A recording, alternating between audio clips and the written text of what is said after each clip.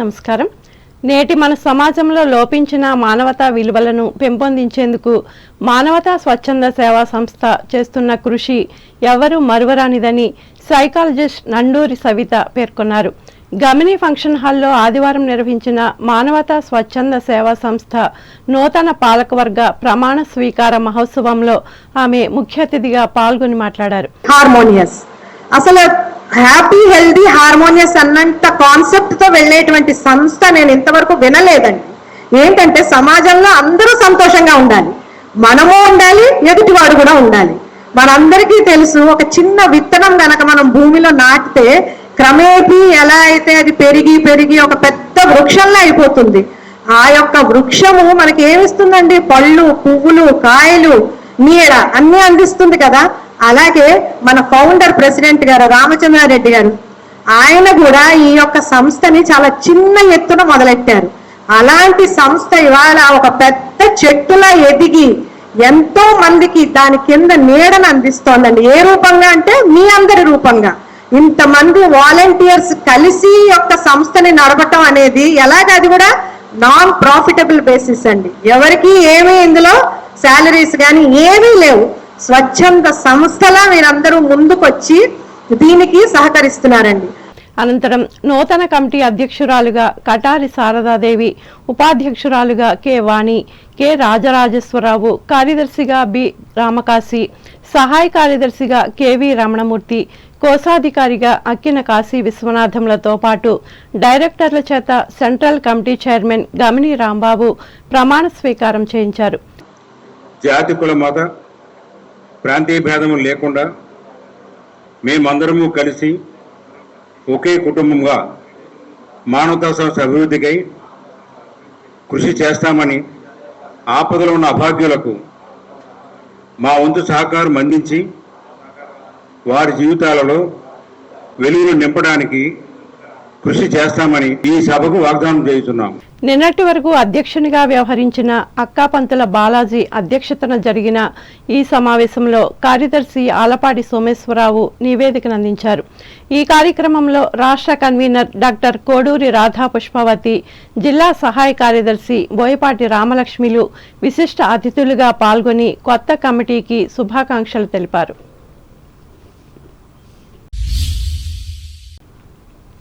బంగాళాఖాతంలో ఏర్పడిన ఉపరితల ఆవర్తనం అల్పపీడనం ప్రభావంతో ఆదివారం తెల్లవారుజామున తాడేపల్లిగూడెం పరిసర ప్రాంతాల్లో భారీ వర్షం కురిసింది.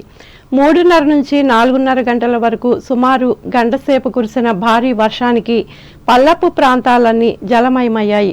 తాడేపల్లిగూడెం రూరల్ మండలంలోని గ్రామాల్లో పొలాలు, చెరువులను తలపించాయి.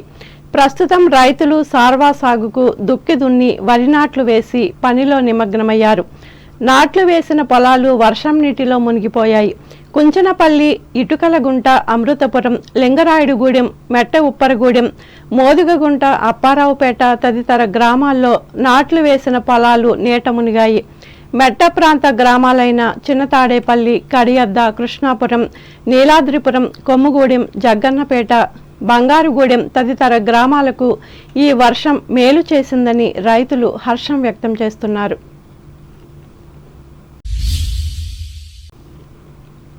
తూర్పుగోదావరి జిల్లా వార్తలు. ఉండ్రాజవరం మండల మానవతా స్వచ్ఛంద సేవా సంస్థ నూతన కమిటీ అధ్యక్షులుగా కటారి సిద్ధార్థరాజు, కార్యదర్శి పణితిని పార్వతి, కోశాధికారి కోడూరి శ్రీనివాసరావులు వడ్లూరు గ్రామంలో ఆదివారం ప్రమాణ స్వీకారం చేసి బాధ్యతలను చేపట్టారు. ఈ సందర్భంగా జిల్లా మాజీ అధ్యక్షులు సాగిరాజు జానకిరామరాజు మాట్లాడుతూ గ్రామీణ ప్రాంతాల్లో కూడా మానవతా విలువలను పెంచేందుకు తమ సంస్థ కృషి చేస్తున్నట్లు చెప్పారు.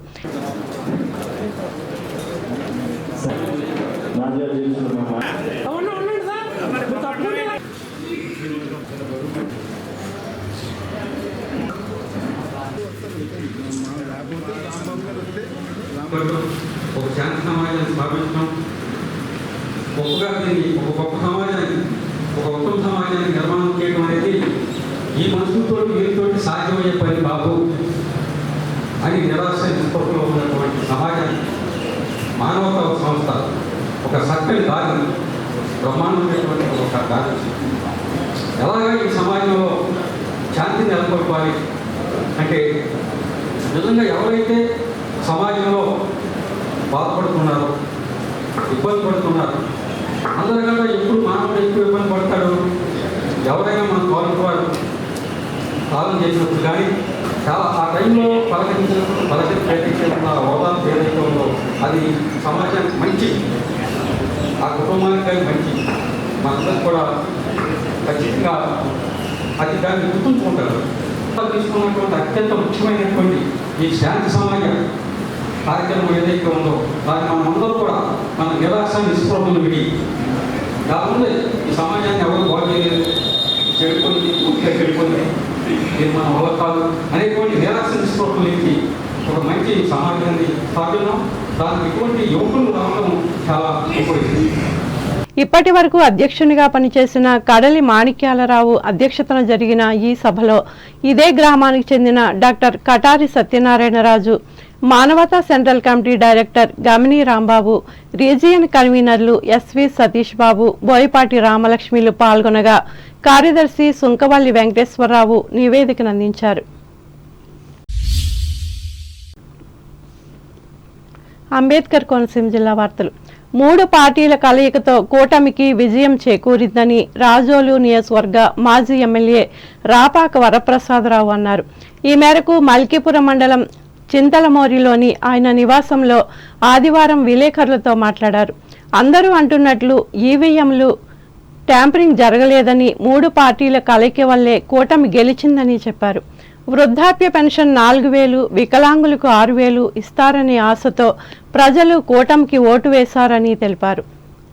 సీనియర్ నాయకుడైన ముఖ్యమంత్రి నారా చంద్రబాబు నాయుడు హామీలన్నీ నెరవేర్చవచ్చని అన్నారు. కూటమి గెలవడానికి కారణం 3 పార్టీలు ఒక కూటమిగా ఏర్పడడంతో 3 పార్టీలు కలిసినాయి కాబట్టి వాళ్ళు గెలవగలిగారు. అలాగే 2,70,000 కోట్లు ఈవేళ సంక్షేమాన్ని అమలు చేయడం జరిగింది. అభివృద్ధి విషయంలో గత ప్రభుత్వం కంటే మేము మెరుగ్గానే ఈ ప్రభుత్వం అభివృద్ధి చేయడం జరిగింది. ఒక్క రకంగా కాదు, 17 మెడికల్ కాలేజీలు కడతా ఉన్నాం, అలాగే 4 షిపోర్లు కడతా ఉన్నాం, ప్రజలకు ఉపాధి దొరికింది. ప్రజలందరికీ కూడా కరోనా టైంలో మంచి సేవ చేసి మళ్ళా వాళ్ళందరిని ఆదుకునే విధంగా ఆ పథకాలే ఆ కరోనా టైంలో ఈవీఎం ట్యాంపరింగ్ అనేది నేనైతే నమ్మను. ఎందుకంటే నా నియోజకవర్గ పరిధిలో చూసుకుంటే గతంలో వచ్చిన ఓట్లను బట్టి వైఎస్ఆర్కి వచ్చిన ఓటింగ్ వైఎస్ఆర్కి ఉంది, వైఎస్ఆర్ బ్యాంకు వైఎస్ఆర్కే ఉంది.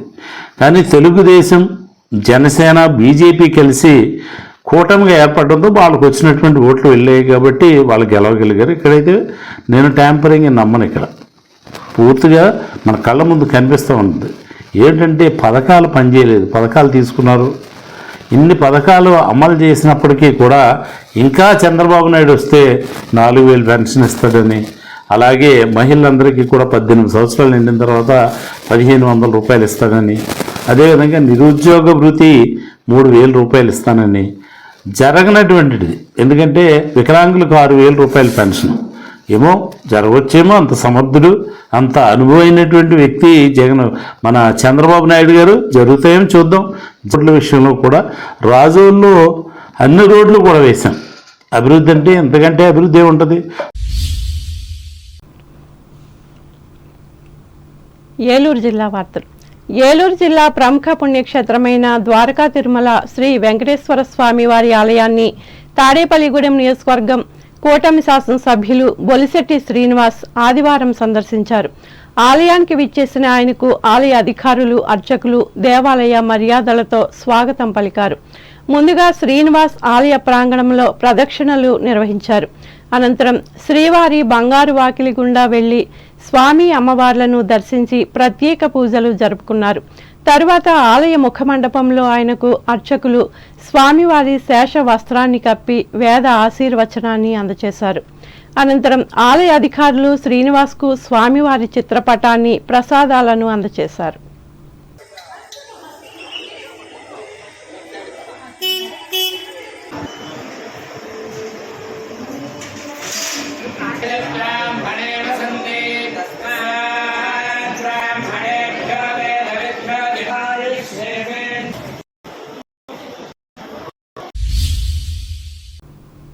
వార్తలు ముగించే ముందు ముఖ్యాంశాలు మరోసారి.